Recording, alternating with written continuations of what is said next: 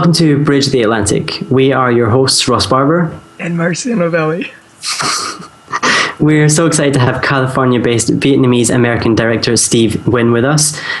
He is a director, writer, producer, and co-founder of Studio APA, and we're looking forward to getting to know him and finding out what he's working on. So, Steve, how's it going? It's a pleasure to be here with you guys, man. It's been a long time coming, and I'm coming off a cloud right now. Things have been kind of hectic, but I'm just happy to be here to talk to you guys. And the pleasure is all ours. We should probably just address why I sound like I don't know what I sound like, Marge Simpson. Actually. I lost my voice, so this will be a really fun and interesting interview for that reason. So we're going to put Marcio on voice rest for a while. Steve, we like to start our interviews off by asking you to tell us 3 things about yourself that everyone should know. Okay. Number 1, I require at least 2 bowls of breakfast cereal a day just to function. Yeah, it's kind of weird. Yeah, it's just been a thing. Does that have to be in the morning, or can that be any time? Oh, dude, any day of the week. Because no, man, it's just a high, like some people have things that they really want to eat. Like some things that some people like doing juice cleanses. Some people like eating steak at least once a week or whatever. I just like Cinnamon Toast Crunch and wheat toasts, and I'm a fan of breakfast and brunch. I eat it during dinner, so that's one thing, I guess. Another thing is I have a very, very serious pop culture reference encyclopedia in my head. So it dates back all the way to old days, up until what's new now, and it's just being an entertainment. It's just being a fan of all the stuff that you've been exposed to as a kid and whatever, and through parents and stuff like that. I just have a serious pop culture reference. 99.9% of the time, my wife doesn't understand what I'm saying. Because, a lot of stuff in conversation comes up, and I just say something totally esoteric, and she gives me the stink eye. So, just to know that if you're going to throw any jokes at me, anything relating to anything in general, like pop culture, I will probably pick up on it real quick. So that's another thing. I'm a TV junkie. I'm a TV junkie and movie junkie. Obviously, that's why I'm in film, right? So, yeah. So, it travel, it's like one of those things where you look at it and it's like, well, this is going to rot your mind as a kid. This is going to do some serious damage and you're not going to get anywhere. But things turned out all right, I think, right? So, was that 3? It seems like they did. Was that 3? I think there was 2. No. There's one more. I think, you still owe us one. Yeah. Oh, you still owe us one, yeah. There's one more. I am a serious shoe and hat collector. Serious shoe and hat collector. How serious? Oh, dude, it's so bad now. It's, some people say it's a hobby, it's borderline hoarding, but it's really that's what it is. That's what I'm trying to say. It's not a good thing in general, but it's pretty much what I'm giving you. So yeah. Going back to kind of the earlier point of your career. Now, I recognize you from a show. I want to see if you can guess which show it was. Sure. Can you give him a hint? Oh yeah. That might help. But no, if I give you this hint, it's going to be too easy. It was on Nickelodeon. Okay. That's the only hint I'm going to give you. I can't think of any other hint that wouldn't give it away. There's a few, man. Narrowed it down, man. Yeah, you gotta narrow it down. Yeah. So, are we talking? Are you afraid of the dark? Yes, we are. We're talking about Are You Afraid of the Dark? It was the best. I used to always watch Are You Afraid of the Dark. Oh yeah, they have it on Netflix now. I think. You guys get Netflix? Yeah. Yeah, they have a few series. They just put it up. They're putting up all the vintage stuff up there, and I'm loving it, man. It's seriously a time killer. If I have downtime, man, they're putting up all the good stuff. Back in the 90s and 80s when we grew up, all these crazy retro things. When television was at its golden age. But now it's kind of Are you dude. Seinfeld? Yeah, Okay, of course. tell Ross he has to watch Seinfeld. He's never watched. I'm sorry, I've never seen an episode of Seinfeld in my life. Dude. I know. And I know I should, and you probably hate me now secretly, not so secretly, but No. I've never seen Seinfeld. Sorry. Oh my God. Well, I just wanted to go back to your acting, your early acting days. Of course. I actually have a question for you. Yeah. Do you feel like it's very different acting for a television show versus a film? And how do you approach that differently? Yeah, you know what? I think every actor approaches the medium differently because it's catered to a certain format. Yeah. You know, and just from being behind the scenes longer than actually doing the acting, because the background of my acting was like I got into it younger, you know, Mm-hmm. so. You know, I was fortunate to really, I use it as a networking tool more so than an actual occupational experience because long term, I always knew I was going to get into writing or producing down the line, right? So acting was kind of like a vehicle, like a gateway to kind of like meet new people. And I think the approach for everyone was different. My approach was mainly, you know, just try to get in, try to nail the auditions, and once we get to the set, it was really just about following instructions, people telling you what to do, how to emote. Sometimes directors would give you good advice. Sometimes they would just let you do things kind of off the fly. And, you know, it depends who you worked with. But mostly network television, it was, they wanted you to have as much fun as possible because the young people, they didn't want them to feel too restricted on camera. Off camera is, you know, obviously like a different story, but you know, on camera, you're catering to a different market. You know, like television. Essentially, certain broadcasts are formatted for kids, and some are formatted for adults. And you learn that, and I think that's why the approach is different. For films, you know, the rating systems are in America are a little bit like, you know, if it's violent, if it's action based, and you know, there's obviously certain things that have to be screened out by critics, and you know, just things to look out for. That's what you have to notice, and that's what the film is catering to is a certain genre or age group of people that are trying to get, you know, a certain message across and trying to do it in a certain way. You know, it's just very much like an advanced version of, let's just say you're in a studio and, you know, you're getting your pictures taken. You know, people tell you where to stand and people tell you what to do. And you have to learn your lines on the night, you know, or on the day, you know, so it's preparation more so. And yeah, it's just that as the process. Is that something that you enjoyed doing? Acting? Every now and then, yeah, but I think back then it was difficult for me because the challenge was, at least for my commercial agent, it was tough for just Asian to get any kind of gig whatsoever. I know for a fact that commercial auditions were kind of brutal at certain points in time, and everyone can vouch for that. Anyone that you know in the commercial business can tell you that like they look for specific things and they kind of like look for just ways to demean you, you know, in any way to just see kind of like, well, just to sell a product really. So yeah, exactly.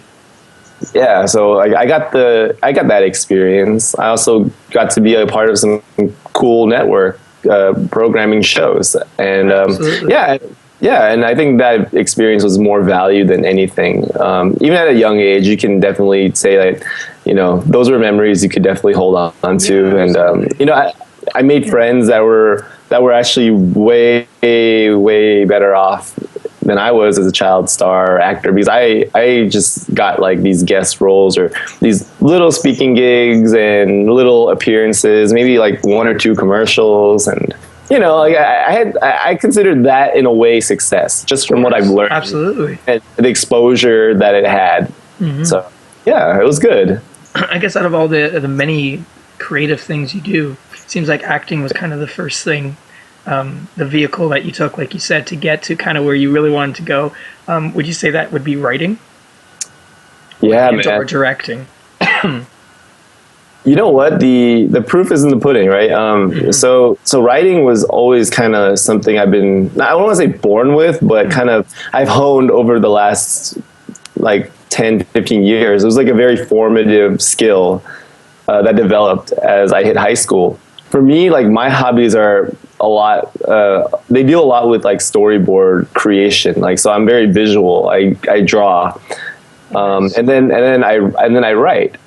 You know, like the storytelling aspect is something that I've been kind of like blessed to have, because not a lot of people are very creative in certain things that they try to execute on film, and some are, but they don't have the proper, you know, execution from a technical standpoint. Right. You know, I was doing a lot of writing. It was, you know, I was able to get stuff done just on my off time. And in high school, they had a contest, or not a contest, but it was like something that was sponsored by Lionsgate at the time. Yeah, and they were accepting scripts from students, like high school students. And, you know, like just so happened, if you happen to place really high or they liked what you did, they would invite you to come on to like a 6-8 week program during the summer and just kind of like work on real projects with, you know, other writers, like professional screenwriters. Yeah, so I think that's how I got started. You know, high school, we got into a program, or I got into a program, and I got to work with so many people who eventually went on to do great USC student films. They got to work on, you know, major productions for like Warner Brothers and Touchstone. Yeah, like the major, like Universal. Yeah, and eventually after that program, luckily, like I think by chance, a few years later, my commercial agent got hired as a NBC production controller for major motion films. So, you know, the opportunity kind of like evolved for me to jump onto something that I totally wasn't planning for. Isn't that part of success, is recognizing an opportunity? Exactly. It? No, it is, man. Like, it's the risk that you take that eventually will either bog you down or will get you to a place that higher in a certain point in your life where you can just jump off of that next platform and get to something better. And fortunately for me, that was the case, you know, so. Yeah. Is it something that you see in hindsight now, or is it something that you really saw in the process as well? Oh, in the process, definitely. Oh, really? Wow. Yeah, in the process. It was like, I think everything in my mind was sort of by design. And I think because I took such a long break from writing, from when I graduated from high school to like maybe like my second year in university, that's when the opportunity kind of flourished. So it gave me sort of like time to kind of like adjust to like a new lifestyle. And then while retaining all of the connections that I had in the past, it was like, it made sense for me to want to get involved with the next production in my life, which was Fast and the Furious 3. Yeah, absolutely. Tokyo Drift. Yeah, and it was like a new production, a new... it was like just a new directing team, a new production team. And they just revamped the franchise from the second one. So absolutely, that's what eventually happened. You know, like the opportunity came and I just took it, man. I took it. That's it. That's what you got to do, man. Yeah, and totally. So yeah. you started, well, you co-founded Studio APA. So I know that's kind of moving on.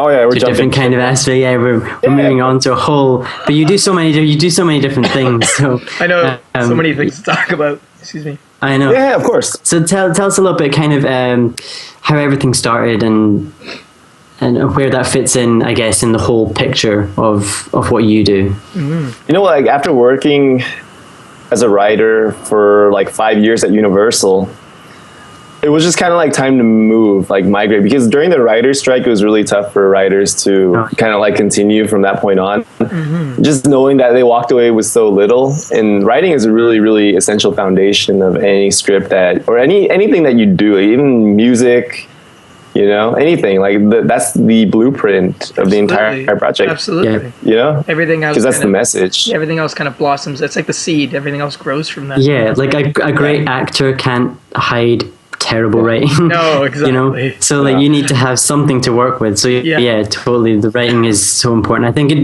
a lot of time writing doesn't get as much credit as it deserves. I think like there's definitely something there. Yeah. Like you said, they don't appreciate the seed in the ground. They appreciate the tree that flourishes. Exactly. Yeah. Actually, just as a side, I always find it interesting that actors get the most attention. I'm not taking away from, like, everyone in the creative industry I have respect for, and anyone that is great. Of course. They do. It's just always interesting how actors do get the most, because they're kind of the front person, you know, people just see them, but they're not realizing the direction and the writing and the production, everything behind them, you know? Of course not. No, of course not. But, you know, that's just due to the nature of exposure. And that's fine. That's just, you know, you just learn to accept it. I honestly think that everyone plays an important integral role. And you're right. And you're right. And you're right. But yeah, no, I totally get you.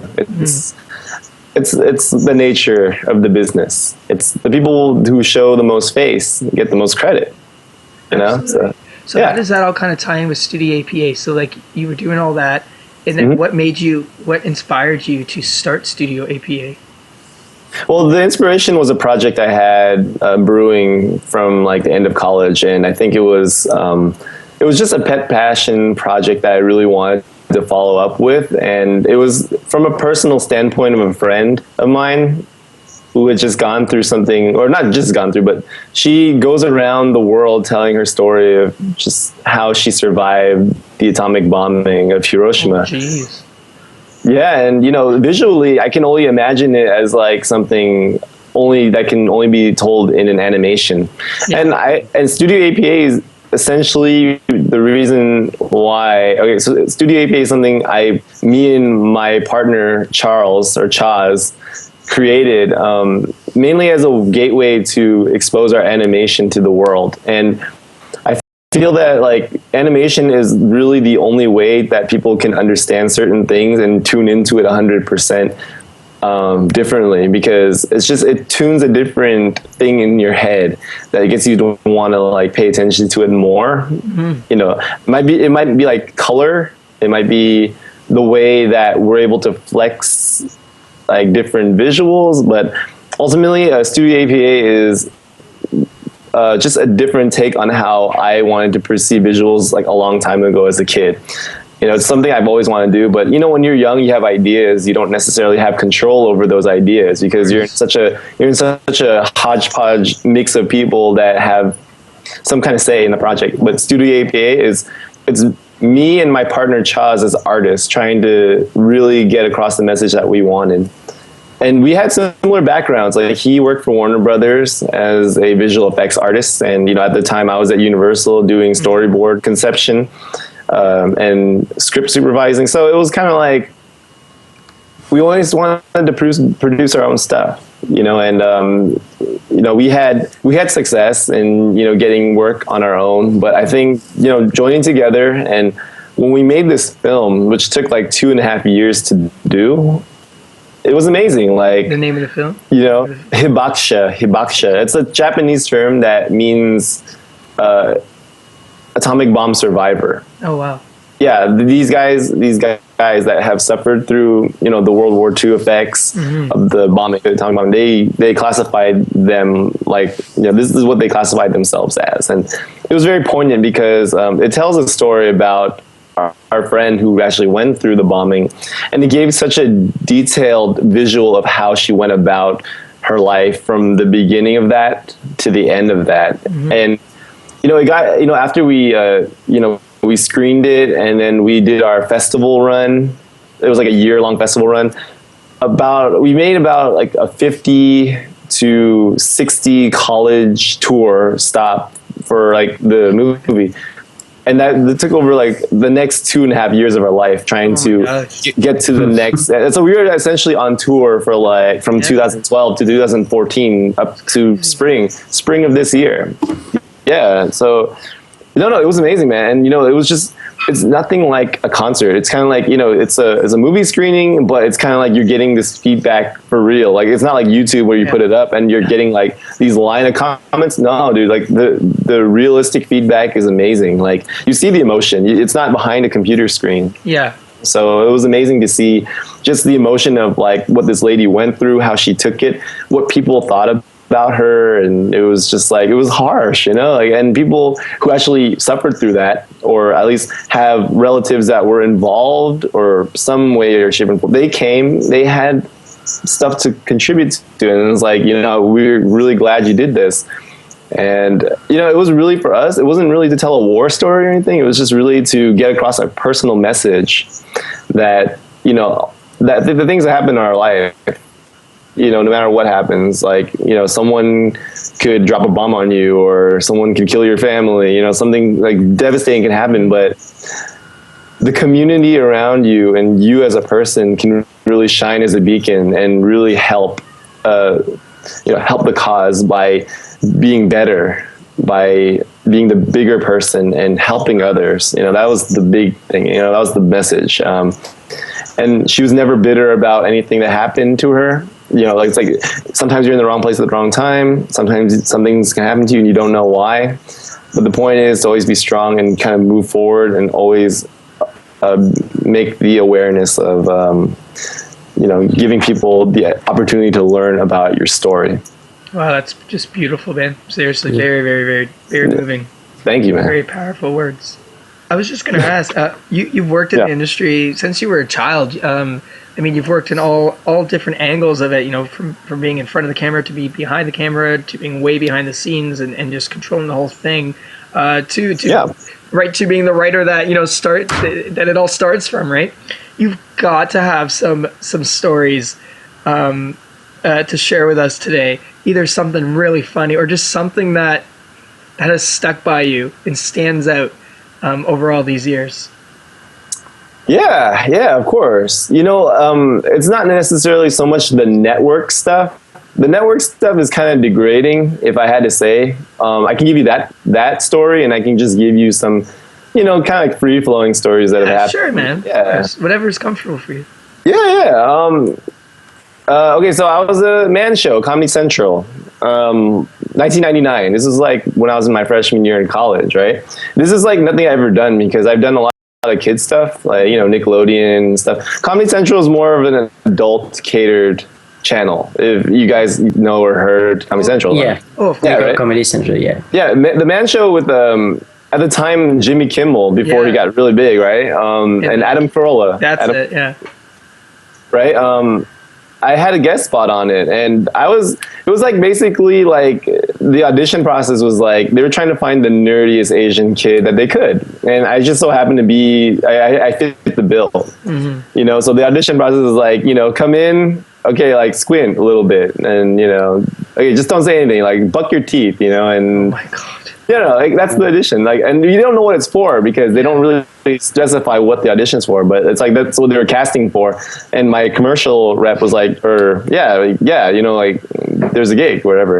And this is job, it's job, whatever. So I'm like, I get the part. And if you ever see this clip on Comedy Central, you'll probably see it, but they don't air the man show anymore. But I have the DVDs. I've shown people who have asked me for this clip. Yeah, I want to see this. Yeah, no, it's just like the most surreal thing I've ever experienced. It's like a bunch of drunk 40, 50-year-old dudes, like just barking and like drinking, and it's just, and the segment was for like college, like back to school manovations, it's like these inventions made by man, right? And it was just like things to get by college, right? To make sure like it would be easy for the college slacker, for the common college slacker. And it's just like certain things like, how to get over a hangover real fast. Like they have an invention for that. And, it's funny. And ultimately at the end, it's like, you can't do your homework while you're drunk. You can't take your test and all that stuff without your very own Asian kid, and it's like, and they open the door and it's just me as like, they pick me up as like a little $140, scrawny Asian kid. I'm just with like really, really thick glasses, squinty eyes, and a bad haircut, and everyone's just like cheering, and that was like my real wow moment, because like I'd never been exposed to like a stage or whatever sound studio with that many people cheering for you. And I think at the time I was really nervous, just like because I only do things in front of a camera, like with a few people watching. This was a live set. And when that happened, it really opened my eyes, and I wasn't afraid to perform in public anymore for some reason. Because when you have a bunch of these dudes barking at you, and when you have all these like big, breasted models, like bouncing up and like rubbing them in your face and kissing you and stuff like that, I'm like, you know what? This is not so bad. I think I can, I think I can do anything now, because like this is just wow, like Well, It was funny. It sounds so racist to me, to be honest with you. You know what? I remember that show, and I remember actually not being a fan of it because it was just so chauvinistic and so. It's so I'm lost for words right now, but I don't know. It's not what I believe in. You know what I mean? I get you, and no, we've had a lot of talks, especially since I've been kind of involved in that community, just trying to bring Asian Americans up in the entertainment scene. Fortunately, it aired at a time where no one really cared so much. That wouldn't fly nowadays, eh?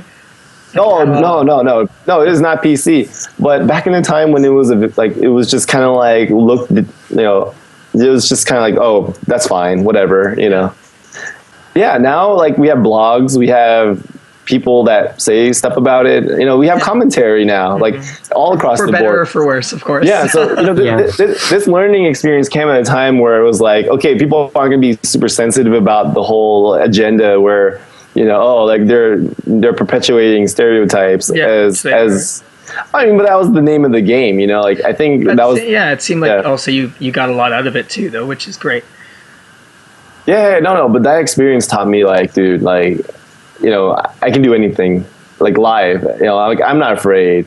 I'm not afraid. Awesome. I'm not afraid. Like, that's when my cherry was popped. Like, that day, it's like, I was like, oh, dude, I am not afraid anymore. I think that's like, if you want to cure stage fright, or if you want to cure anything like where you're just nervous to be in public and performing or something like that, do something just like to throw you over the edge, and that's the one suggestion I would. It doesn't work all the time, but for me, like for people like me that were just kind of like getting into it, that really wanted to do it, but had something kind of holding them back. Yeah. It's just kind of like go all in, man. Just go all in. I love that. So, and other stories I have are just really just chilling, and getting to have great conversation with people. Just like who? Anyone that stands out to you? Like Justin Lin, the director of the Fast and the Furious series. Like very brief conversations, and then eventually, just people that I gotten to know like through the Universal branch. I got to talk with Bow Wow when he was popular. Yeah, we were with a few actors and actresses who had done some voiceover work for like Family Guy and stuff like that, American Dad. Cool. Yeah, and essentially like two of my favorite shows. Those are great shows. Yeah. So some of the actors like we ended up recording with, and they in a relaxed environment where it's not controlled like by Fox or anything like that. We say let's just bring some blunts, just get relaxed, just chill. Yeah. Yeah, and this guy, he brought his girlfriend, and they made brownies. And I never had one up until that point. And when I had one, like I think I was tripping the most because like it's like I ate more than the prescribed amount. It's like they said. Yeah, right. It's like I ate one and I didn't feel anything because it takes time. I ate two, I didn't feel anything, and then I ate three. It's like, how many did you eat? And she bought like at least 20 of them. So I'm like, I thought, come on, at least like I was supposed to have more than two, right? So I'm like, oh, I don't think that was a good idea. And I think I was just running to the bathroom. Oh, really? And I just sat there, and I didn't come out until like nighttime. Like we started like around 12. And I didn't come out until 10, 11. So I was like, and then when I came to somewhat, they were like, you were in there for like 10 hours, right? And it felt like it was only like a minute. And I thought I was actually doing stuff, like I thought I was like, in my mind, I was like when I was tripping, I thought I was like going around. I was like, okay, that sounds good. Like, give me another one. Like, give me another line. No, and then it's like, I came out. I was like, and then it felt like I came into the bathroom, like, and then I was on the toilet. I was like, and then my friend just knocks, and he's like, you're in there for like a long time, right? And it's like, how long, dude? Like, how Steve gets shit done, man. That's how you get stuff done, right? well, now it's not a policy anymore to have that stuff because now it's like, okay, you know what? I'm not being productive, and that was cool, but the experience taught me a lesson. Never do. Yeah. That's hilarious. Well, I guess besides never do drugs, what other advice would you have to aspiring artists and aspiring creatives? Aspiring creatives, I get so much great advice from people. It's amazing that I'm able to intake all this, and I always ask for advice too, because it's from like people that are younger than me, but I know have had like a lot of experience in the industry. They always say if you're not willing to invest everything in what you're willing to do, in any passion project or career that you're going to do or plan to be in your life, if you're not willing to invest, everything, you should just stop doing it.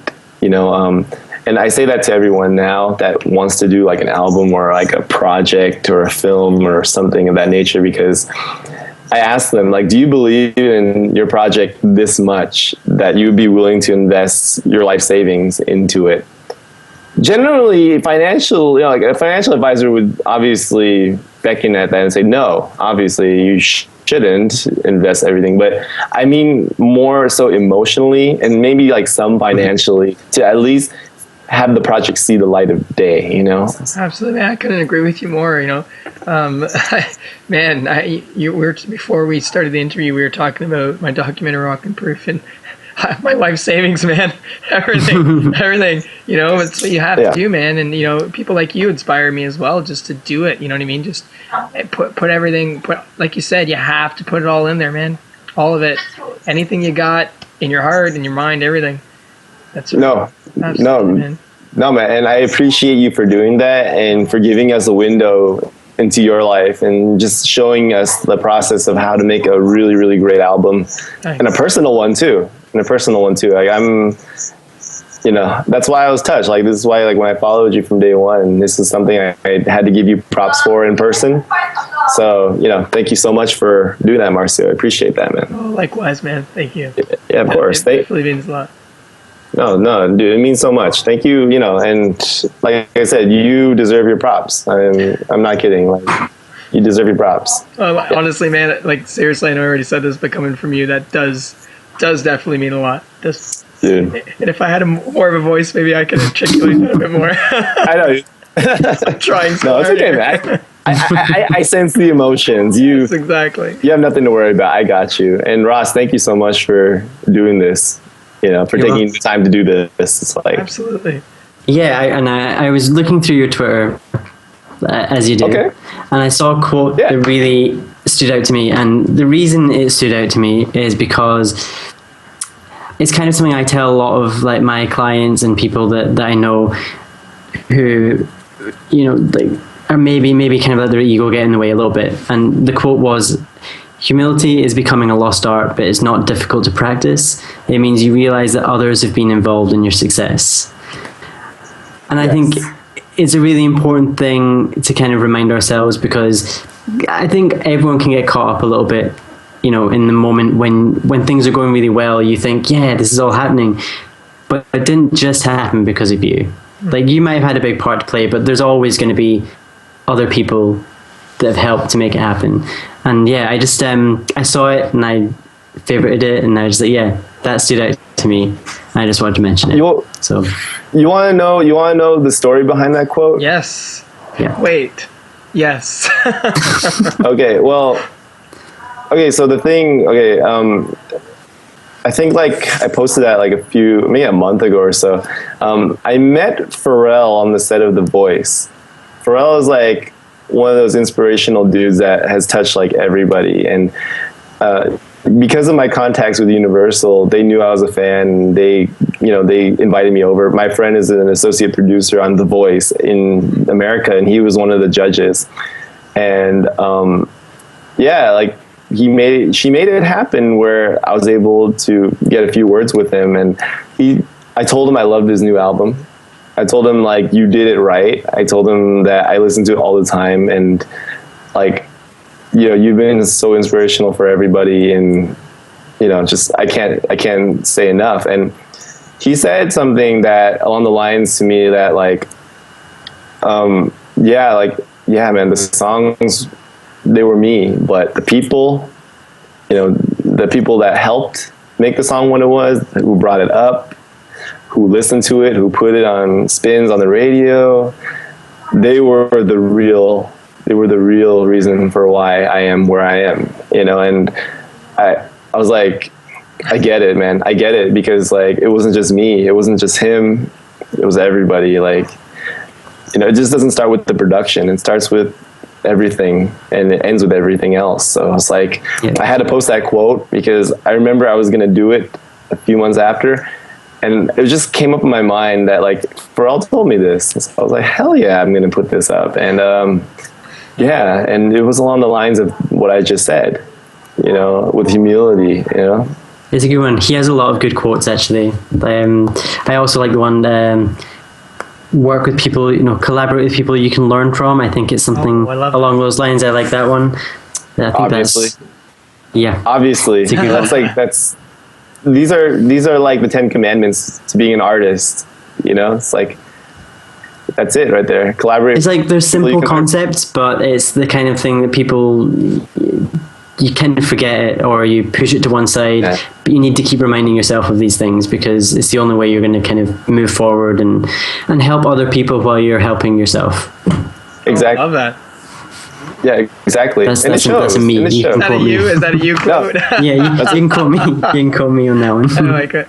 Dude, that's awesome. That's awesome, man. We have some fun questions for you. Yes. Are you ready, Steve? Sure.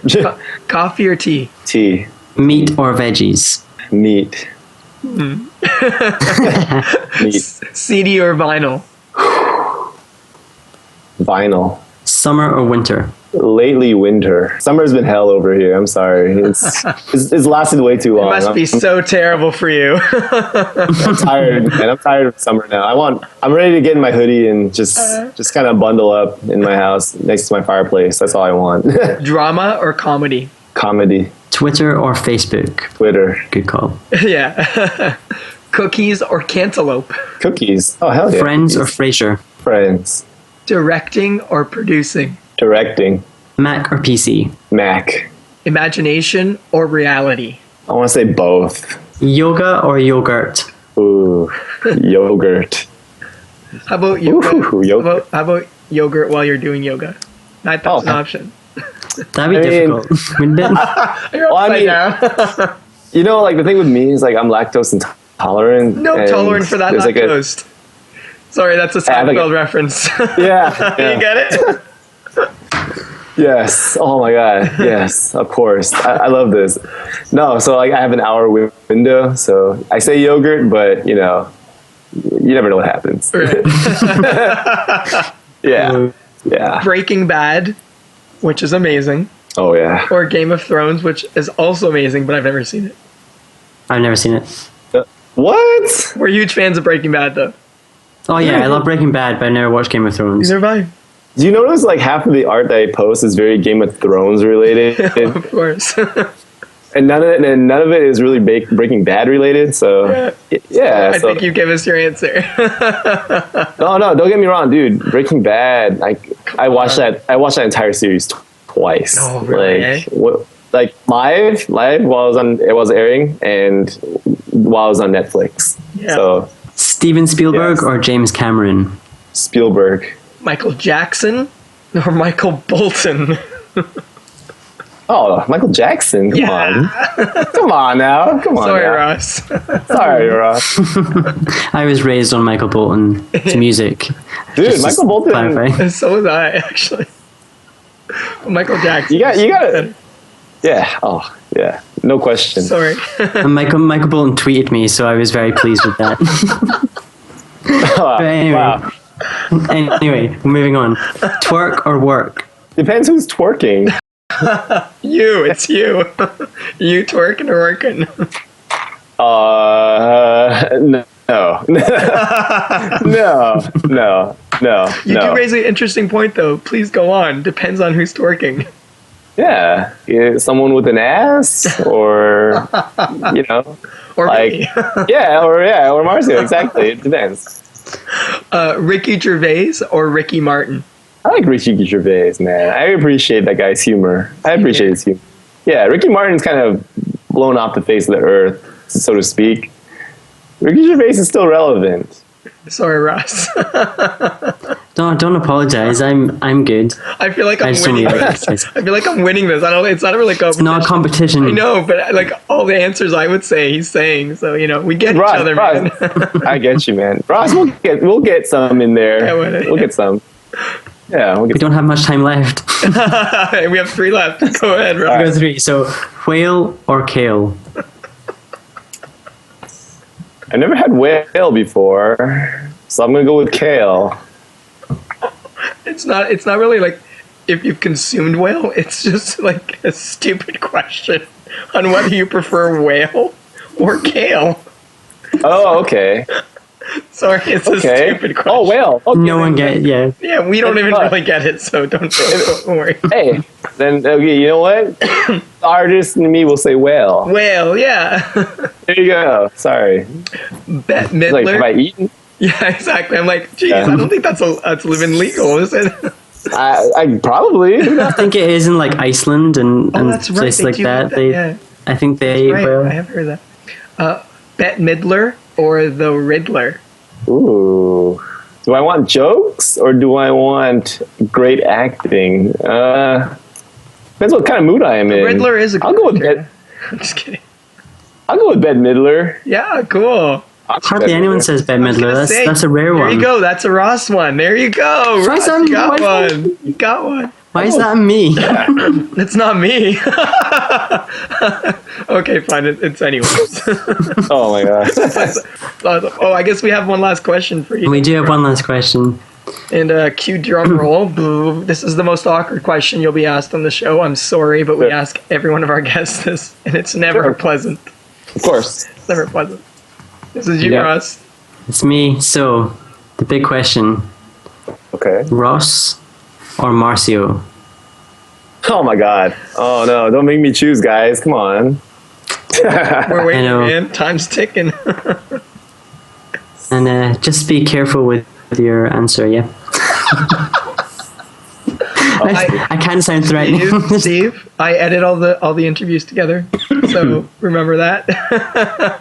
We all know the control the editors have. Dude, honestly, okay, so you have to appreciate this answer. This couldn't have happened without both of you. Okay. This could not have happened without both of you. Ross obviously has the voice right now. So if we were to do this interview with you, it would be harsh. But I understand Horrible the production even. aspect. Horrible. Yeah, exactly, Ross. So I appreciate Ross for this.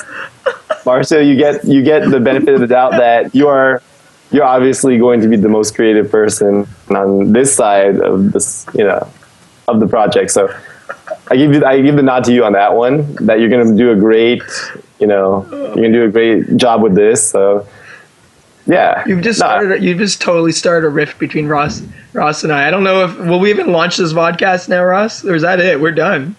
Oh, we lost him. I got disconnected. What happened? We lost you, man. Oh, I thought you actually. I thought you intentionally left. Like, oh shoot. Oh no! I Like didn't. that. But I kind of thought. I'm pissed off. I'm out of here. No more bitch shit like that. But like, how did I offend him? That's my question. No, he's kidding. He didn't really. Yeah. What happened? No, No, what totally happened? joking. We were totally messing with you, and we do that question just to mess with people. Dude, that was the best. That was the best time that could ever happen. know. I'm just gonna let you know that, right? Like rather than you just like, God. You gotta keep that. You gotta keep that in the final cut or something. That was just beautiful. Oh my gosh, too funny. No, but seriously, no. Like, you two work amazingly together. Oh, I give credit to my partner. Like, I cannot do any of the things without him. So I say the same thing about Ross, man. I mean, it's a There you complete go. project. You know what I mean? I think we complement each other and everything even behind the scenes. You know what I mean? Of course. I wouldn't be doing it if it weren't for him. So. All right, man. Yeah. Getting all emotional now. Gonna cry now. Yeah. So Steve, you're obviously a huge fan of an endless and countless amount of films, but would you be able to narrow down maybe even 3 to 5 film recommendations that everyone should check out? Yeah, of course. Yeah. Oh, yeah. Since you mentioned Spielberg, I wanted to put Close Encounters of the Third Kind up there. If you guys have watched it. Oh yeah. Have you guys watched it? Yeah. Ross? Yeah, dude, that's definitely up there, right there. You know what? Like, I've just been fascinated with how to combine imagination, reality with storytelling, and I think that was like probably the best complex version of a story that you can get involving all that stuff. So, Close Encounters of the Third Kind. I like 2001: A Space Odyssey. Mm-hmm. It's a classic. Oh, yes. It's a Stanley Kubrick classic. It combines elements of documentary, like it's kind of like faux documentary, but it's documentary-ish with a twist of sci-fi, and so there's really no way. Yeah, I was gonna say I'm actually a huge fan of Eyes Wide Shut myself. Yes, one of my favorite films. Kubrick is a genius, man, or was a genius. Dude, yes. So that's my second suggestion. And I guess to throw in some comedy for some versatility.